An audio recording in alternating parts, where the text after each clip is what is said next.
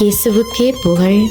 இயேசுவில் பிரியமானவர்களே, இன்று நம் ஆண்டவர் 1 யோவான் 5ஆம் அதிகாரம் 12ஆம் வசனத்தினூடாக இவ்வாறு நம்மோடு பேசுகின்றார்.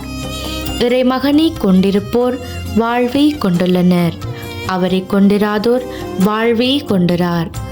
ஆம் பிரியமானவர்களே, இந்த வார்த்தை அனைவருக்குமே மிக முக்கியமானதொன்று.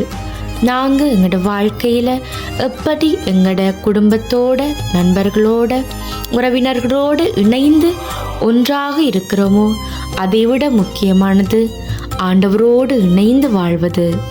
நாங்கள் பைபிளில் வாசிக்கும்போது ஆண்டவரோடு ஐக்கியமாக இருந்தவங்க நிறைய பேர் இருக்காங்க. உதாரணம், எங்களோட குலமுதவர்கள் மோசே, யோபு, அன்னாள், ரூத்து, இப்படி பல நபர்கள் ஆண்டவரோடு இணைந்து வாழ்ந்திருக்கிறாங்க.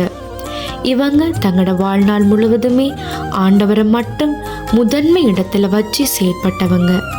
இவங்களோட வாழ்க்கையில் ஆண்டவரும் பலவிதமான அற்புதங்களை செய்து அவர்களை வழிநடத்தி வந்தார். இவர்களைப் போல வாழத்தான் நாங்களும் அழைக்கப்பட்டிருக்கிறோம். நாங்களும் ஆண்டவரையே முதன்மையான இடத்துல வச்சிருப்போம். எங்களோட வாழ்க்கையை ஆண்டவரோடு இணைந்து வாழுவோம்.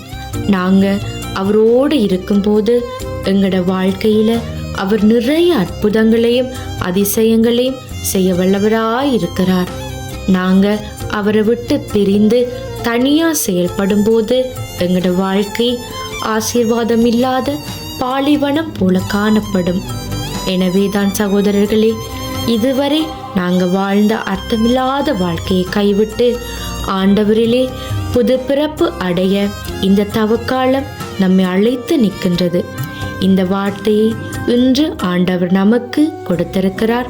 இதற்காக நம் ஆண்டவருக்கு நன்றி கூறி மனமாற வரம் வேண்டி ஜெபம் செய்வோம்.